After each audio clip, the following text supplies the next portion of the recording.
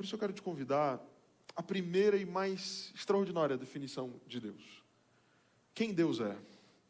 Se a gente está acostumado a chamar Deus de amor, porque aquele que não ama não conhece a Deus, pois Deus é amor, de acordo com 1 João 4, no verso 8. Gênesis 1, no verso 1, chama Deus de outra coisa. E Gênesis 1:1 diz, no princípio, Deus criou os céus e a terra. E Deus é criador por essência. Olhar para Deus como criador é olhar para alguém que, no ciclo da semana da criação, olhava para tudo o que fazia e compreendia que tudo era muito bom. Logo, não havia imperfeições no ciclo criativo. Não haviam imperfeições nas ações criativas de Deus. Nem na natureza, nem nos animais, nem nos seres humanos.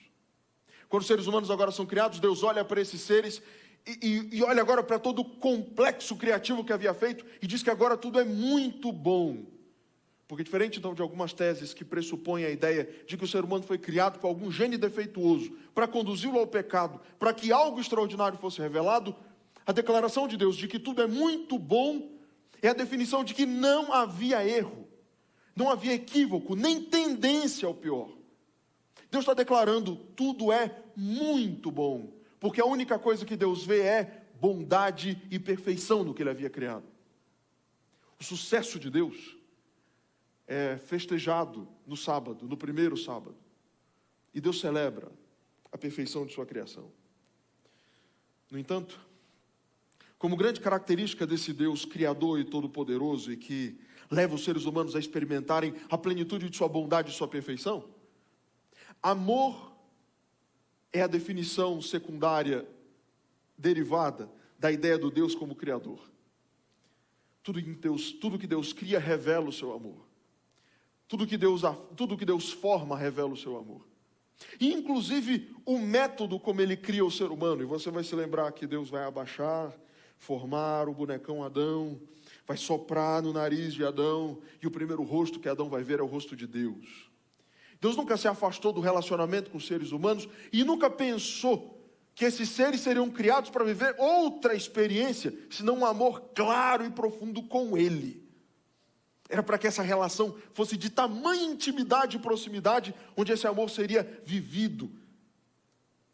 Mergulharíamos nesse amor e viveríamos nele. Estaríamos com Ele sempre, sempre. Deus seria o grande Pai de todos nós. Essa era a ideia original. O sábado, então, é a celebração através desse encontro. A bênção e santidade desse dia, naquele ambiente, no Éden, seria a celebração permanente da bondade e perfeição do ato criativo. Agora, quando a gente pensa que esse amor pressupõe liberdade. Todo amor pressupõe liberdade. E talvez agora você comece a entender melhor a dinâmica da árvore do conhecimento do bem e do mal.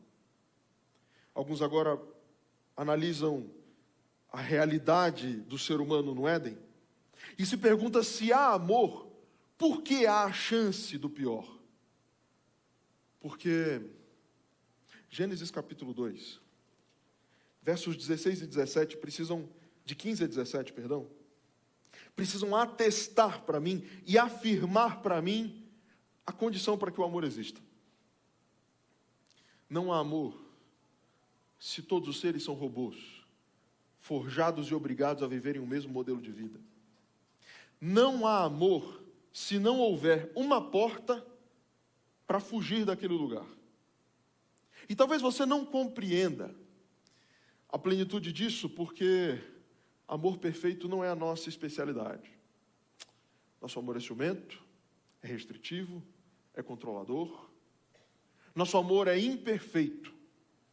A nossa capacidade de compreender amor como uma escolha permanente, onde os seres teriam a possibilidade de continuar escolhendo estar comigo, ao invés da obrigatoriedade de assim estar, assusta a todos nós. Por isso portas são trancadas, cartões de crédito são retirados, castigos são criados, violência é estabelecida. Nós não sabemos lidar com liberdade.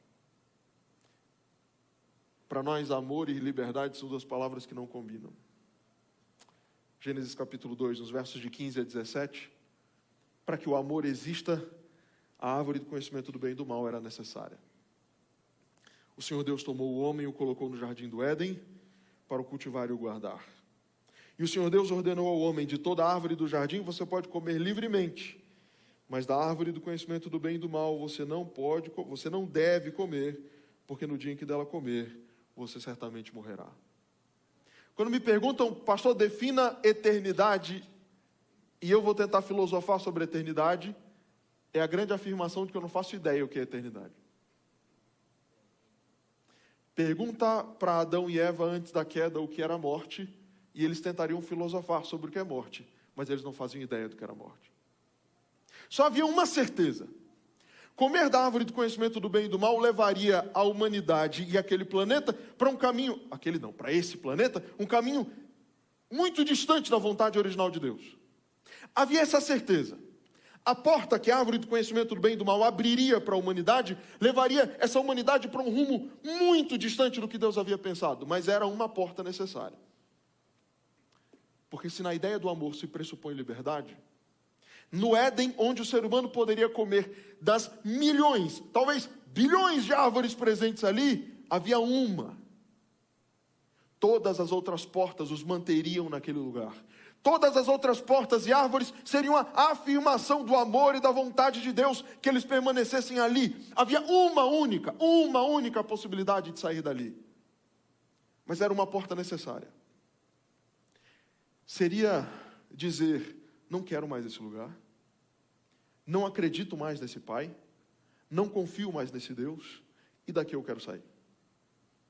Quando você olha para a tentação, a serpente convencendo Eva à queda, diferente da ideia de que o fruto era lindo e maravilhoso e muito bom para comer, o ponto-chave é Gênesis 3, no verso 6. Vendo a mulher que a árvore era boa para se comer, agradável aos olhos, e árvore desejável para dar entendimento. Na construção gramatical desse texto, não é nem o fruto, nem a sua beleza, nem o aparente sabor maravilhoso que leva a Eva a comer do fruto.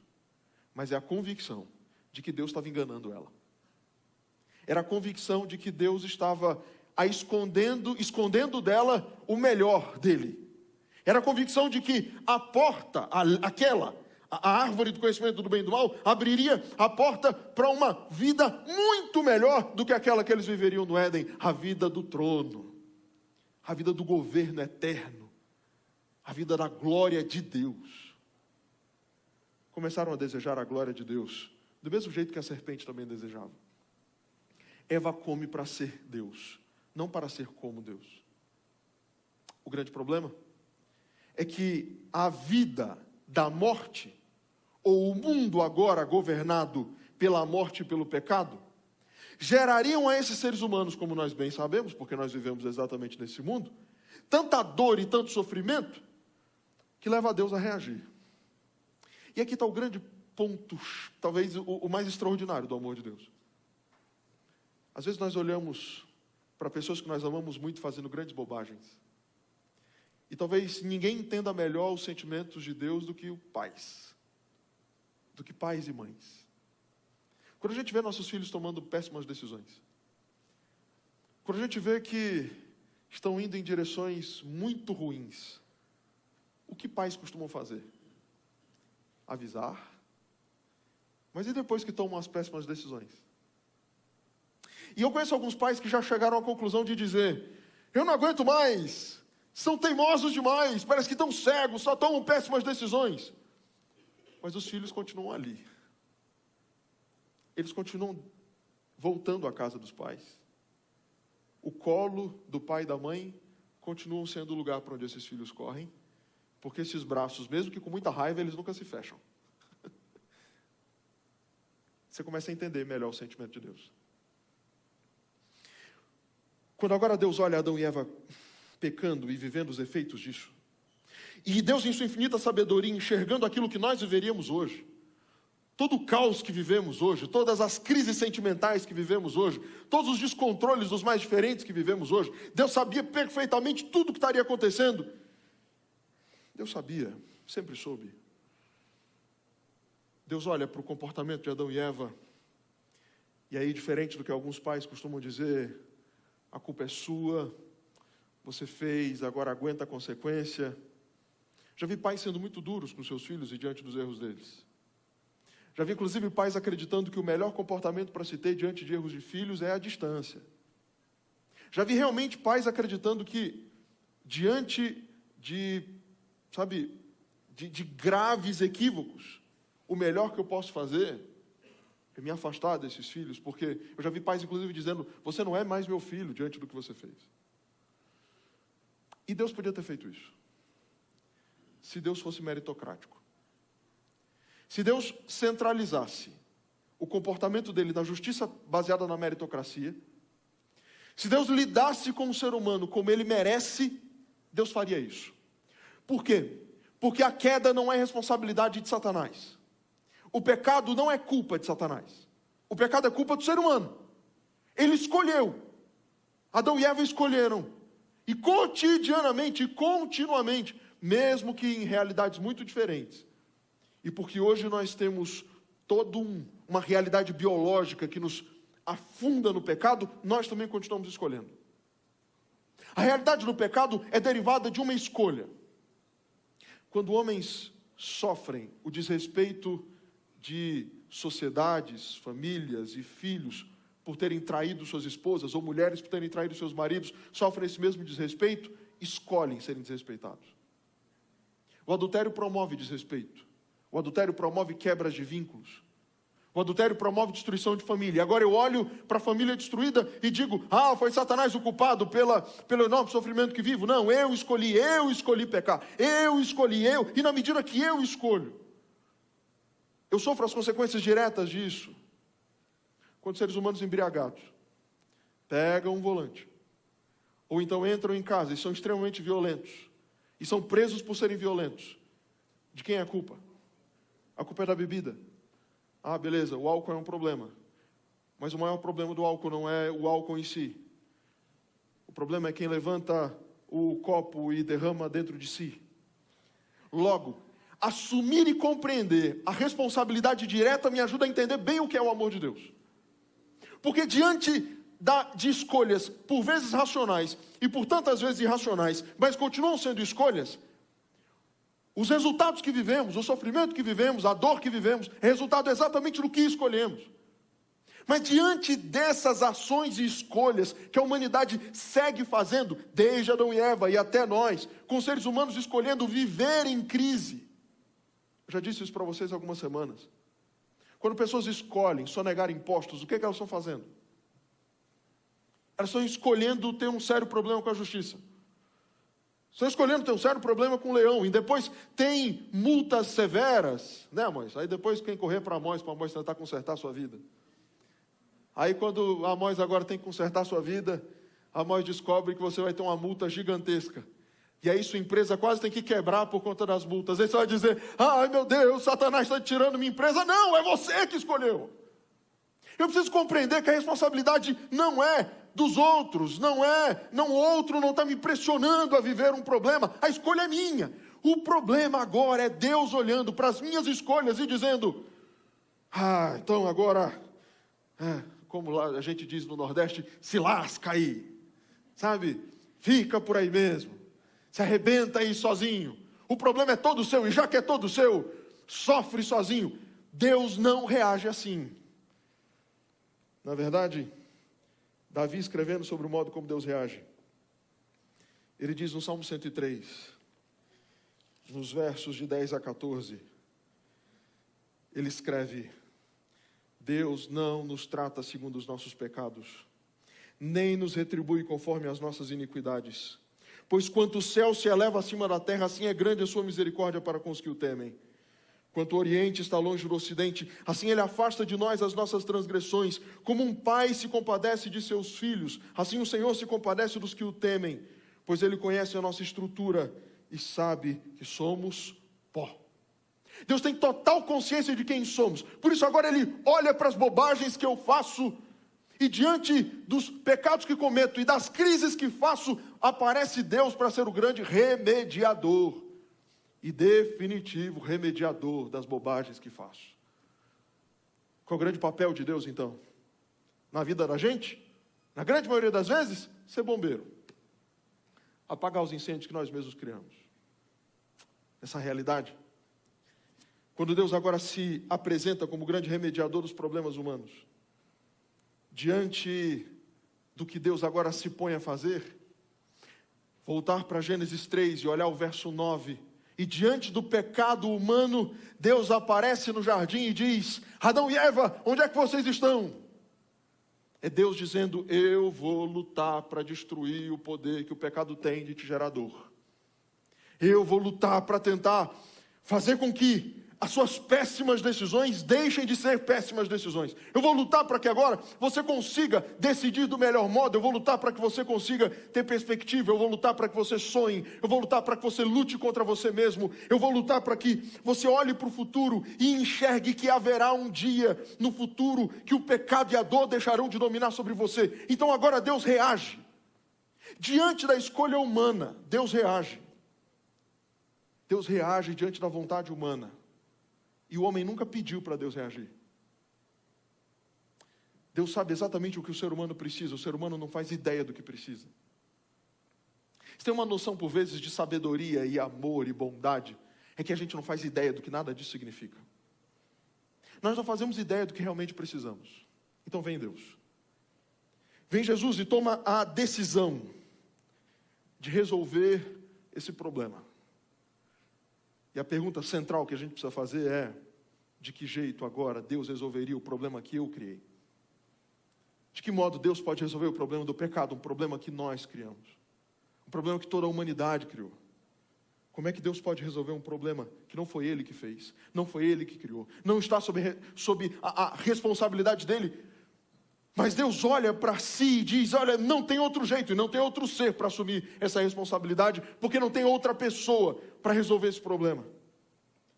1 Pedro capítulo 3, no verso 18, eu te convido a abrir tua Bíblia, ligar tua Bíblia, onde quer que você tenha trazido.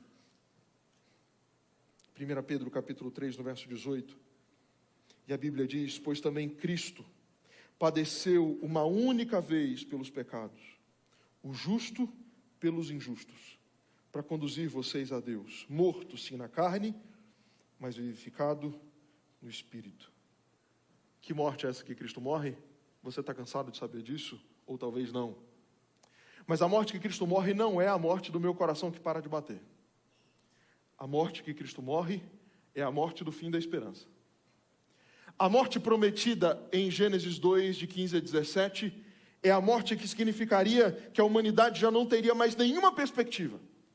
É a morte que significaria que nenhum ser humano jamais poderia olhar para o futuro tendo alguma espécie de planejamento, sonho, idealização, porque qualquer outra ideia seria destruída pela noção não só da finitude, mas pela compreensão absoluta de que nada de bom poderia ser feito pela humanidade. Cristo morre a morte que retiraria de mim qualquer espécie de perspectiva a respeito de futuro. Cristo morre para me devolver esperança. Cristo morre para me devolver futuro.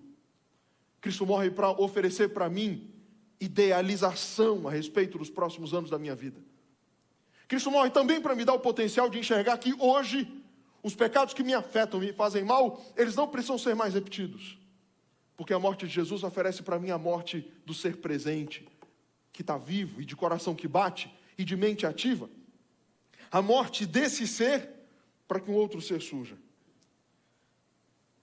Essa morte me oferece perspectiva para que textos como João 11, 25 possam ser repetidos. É Jesus dizendo: eu sou a ressurreição e a vida. Aquele que crê em mim, ainda que morra, viverá. Cristo morre para dar ao ser humano essa idealização, essa visualização de poder sobre aquilo que me gera dor e sofrimento hoje. Cristo não morre para pôr fim hoje, neste momento, à morte que faz meu coração parar de bater. Cristo morre para me dar a esperança que um dia, essa morte que faz meu coração parar de bater, ela vai acabar.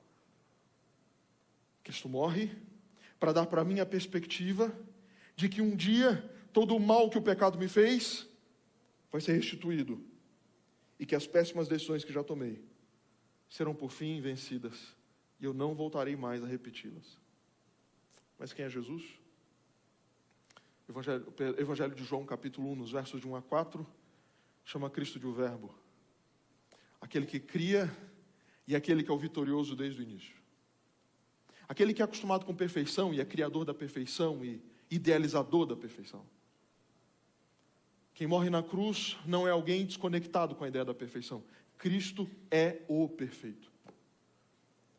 É aquele que organizou, preparou, projetou, falou e tudo se fez, moldou o ser humano e no processo final da descrição de tudo aquilo que havia feito, diz que agora tudo é muito bom. Tudo é muito bom. Jesus, esse ser. É Ele que vai para a cruz e morre no lugar de todos nós, para pôr fim à morte eterna e me oferecer novos direitos e dignidade. Mas Jesus morre e ressuscita. Ascende ao céu. No momento que Jesus ascende ao céu, a Bíblia me revela a cena do que é Cristo ascendendo ao céu. E eu te convido ao livro do Apocalipse, no capítulo 5. Apocalipse, no capítulo 5, nos versos de 1 a 4. A cena do Cristo que, morto e ressuscitado, vitorioso, tendo pago a pena de todo pecador e oferecendo a todo pecador perspectiva, ele é recebido no céu, mas antes, a cena que João vê. Vi na mão direita daquele que estava sentado no trono, Apocalipse capítulo 5, no verso 1 até o verso 4. Vi na mão direita daquele que estava sentado no trono um livro em forma de rolo, escrito por dentro e por fora e selado com 7 selos. Vi também um anjo forte que proclamava com voz forte: quem é digno de quebrar os selos e abrir o livro? Ora, nem no céu, nem sobre a terra, nem debaixo da terra, ninguém podia abrir o livro, nem mesmo olhar para ele. E eu chorava muito, porque ninguém foi achado digno de abrir o livro, nem mesmo de olhar para ele. Como é que no céu não há ninguém digno? Como é que no meio da perfeição, entre anjos e os seres celestiais, e Deus o Pai e o Espírito Santo, como é que entre dois seres perfeitos, criadores, junto com Cristo de todas as coisas, não há ninguém digno? Que conversa é essa? E o que é dignidade, então? Se no céu não há dignidade, o que é dignidade? É importante que você saiba, antes de compreender o que é dignidade, o que era aquele livro. O livro estava na mão do Pai. E esse livro não surge em nenhum outro momento da história bíblica. Mas o livro da mão do Pai era agora a nova história da humanidade. Nos 7 selos, o último dos selos era a declaração de que o Senhor Jesus voltaria para buscar seus filhos. E que o morto ressuscitaria. E que esse mundo um dia voltaria ou voltará a ser um lugar perfeito. Era o que estava escrito nesse livro. Era o que estava posto nesse livro. O livro na mão do Pai era a descrição da nova rota, da nova história. Era o símbolo de que o que Cristo havia feito na cruz agora havia gerado ao ser humano uma nova rotina. Porque o pecado havia destruído totalmente a capacidade de pensar ou sugerir algo bom ou positivo. Não havia mais nenhuma perspectiva de positivo.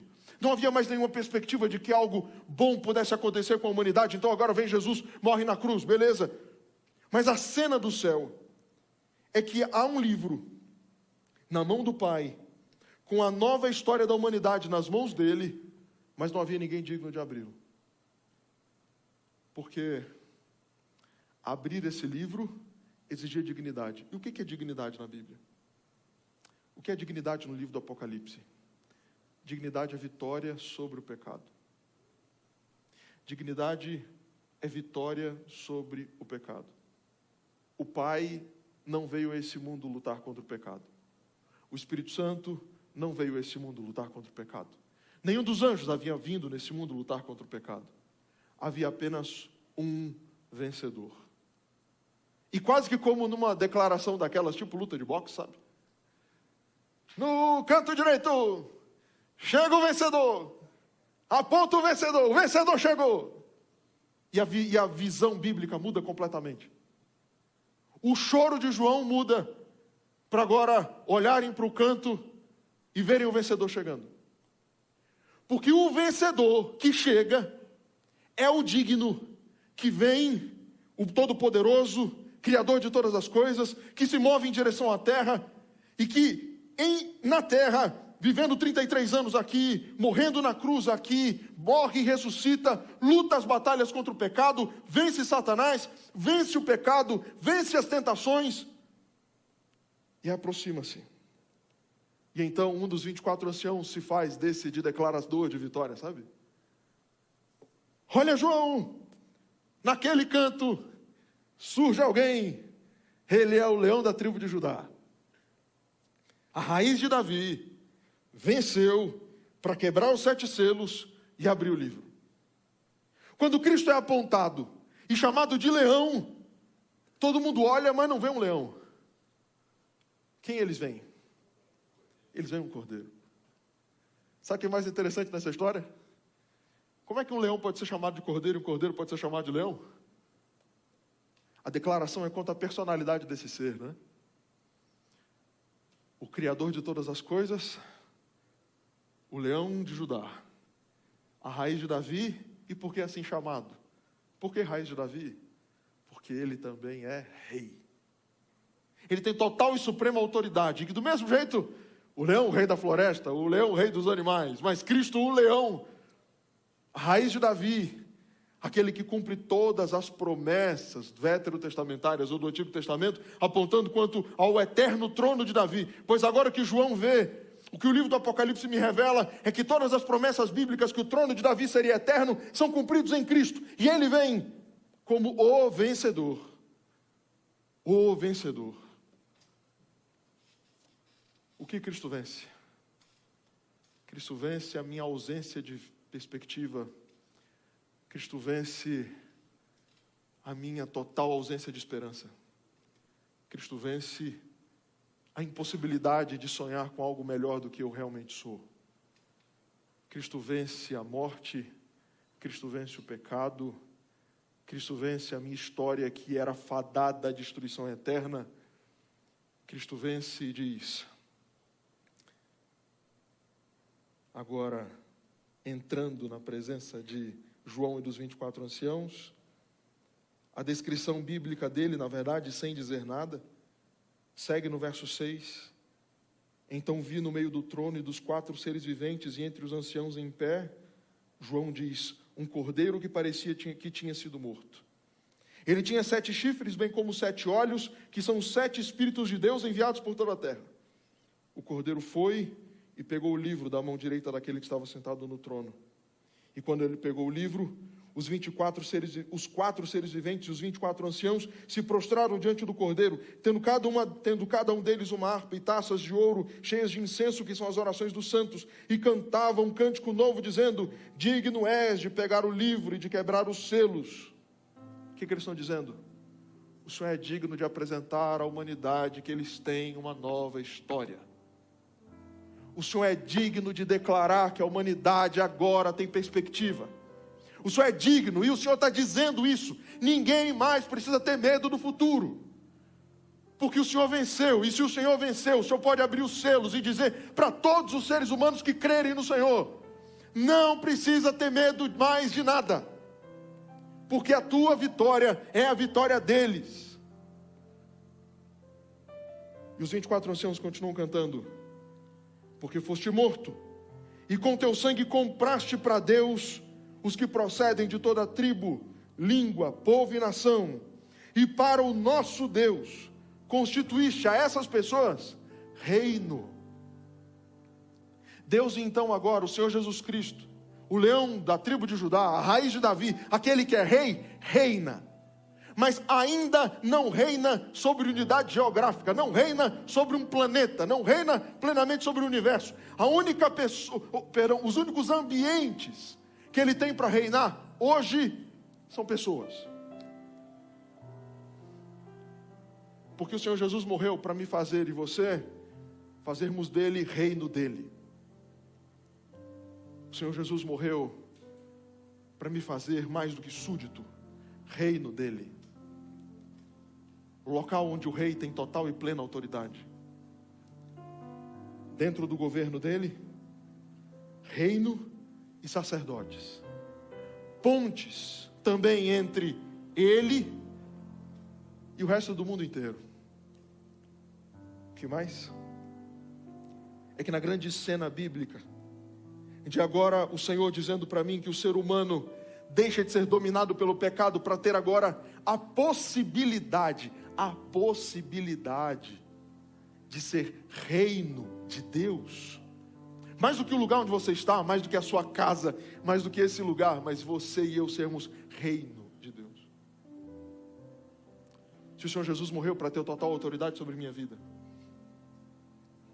Ele morreu para me comprar para Ele, Ele morreu para me devolver, para me dar sonho, para me dar perspectiva, para me tirar totalmente o medo a respeito do futuro, para me encher de esperança, para quebrar os selos e dizer, olha, esse é o livro da tua história. E mesmo que os 6 primeiros selos sejam terríveis, o 7º selo é a declaração de que a eternidade vai chegar. O final da história, mesmo que no seu processo tudo seja muito difícil e doloroso, o final da história vai ser positivo. Olhar para tudo isso me faz voltar a olhar para quem está entronizado. Aquele que tem o livro na mão e pode romper os selos é um cordeiro com marcas de morte. Sabe o que isso significa? Cristo ascende ao céu com mãos furadas, com pés furados pelos cravos, com marca de lança em seu lado. Por que isso? Porque quase que como uma promissória do que ele havia feito, como uma declaração de promessa absoluta e que jamais podia ser esquecida. O livro do profeta Isaías, no capítulo 49, nos versos 15 e 16, em uma realidade, uma declaração profética daquilo que Cristo viveria na cruz, diz o profeta Isaías: será que uma mulher pode se esquecer do filho que ainda mama? Isso é Deus dizendo para Israel e para nós hoje. Será que uma mulher pode se esquecer do filho que ainda mama, de maneira que não se compadeça do filho do seu ventre? Mas ainda que esta viesse a se esquecer dele, eu, porém, não me esquecerei de você. Sabe por quê? O verso 16 ainda diz: eis que eu gravei você nas palmas das minhas mãos, e as suas muralhas, os seus muros, ou tudo aquilo que você já fez e construiu, está permanentemente diante de mim. Eu não posso me esquecer de você.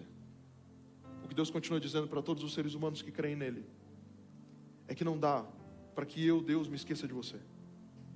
Você está dentro dos meus planos. A minha mão está furada e Jesus continua olhando para as mãos dele, e a grande declaração do porquê ele morreu continua exposta ali. A minha vitória é a vitória de cada ser humano. A minha vitória é a vitória que devolve perspectiva, sonho, possibilidade de enxergar o futuro. A minha vitória é a vitória de todo aquele que crê. Todo aquele que crê. Minha grande questão com você hoje é olhar para Jesus. Você já está cansado de olhar. Falar em vida cristã e em cristianismo não é nada novo para você, nunca foi. Vivemos num país cristão, você sabe disso. E vivendo num país cristão, todo mundo já ouviu falar do nome de Jesus, já ouviu essa história que eu contei para você milhares de vezes. Minha pergunta para você é só uma: por que isso até hoje nunca fez então real diferença em você? Esse é o centro de toda a realidade religiosa. Por que qualquer outra coisa é mais importante que Jesus? Se ninguém mais é capaz de te dar esperança e perspectiva como Ele. Por que tanta coisa assume o primeiro lugar na tua vida, se Ele fez tanto e faz tanto por você? Lembra dos teus filhos adolescentes, que você briga tanto com eles? E a gente fica com raiva deles às vezes, né? A gente não entende por que fazem o que fazem. Fazem tantas bobagens e continuam a fazer. E dizem para vocês, pais: eu não amo mais você, eu não quero mais você perto de mim, você é muito chato. A gente não faz a mesma coisa com Deus? Sabe qual é a grande questão aqui hoje? É que a Bíblia está me dizendo que Ele não vai desistir até o dia que eu compreender que em casa o melhor lugar para eu viver que é em casa com Ele que eu vivo melhor. Que é em casa e com Ele, e vivendo a eternidade inteira ao lado dEle, que eu viverei o melhor. Se encontra com Jesus hoje. Esse momento aqui é para isso. Enquanto você vai ouvir essa música, é talvez uma nova chance que você vai ter. Dizer para Deus: Senhor, eu não quero mais entristecer o Senhor, eu não quero mais machucar seu coração, eu não quero mais ser tão teimoso, eu não quero mais permitir que o pecado domine minha vida. Eu quero experimentar o pleno poder da tua vitória. Já que o Senhor me ofereceu uma história nova, que o livro com 7 selos seja também a nova história, a nova jornada da minha vida. Diz isso para Deus. Ele quer ouvir você. Abre teu coração para Ele. Fala com Ele, canta, ora. Mas não perde a chance de rasgar seu coração diante dEle agora. Que Ele ouça todos nós.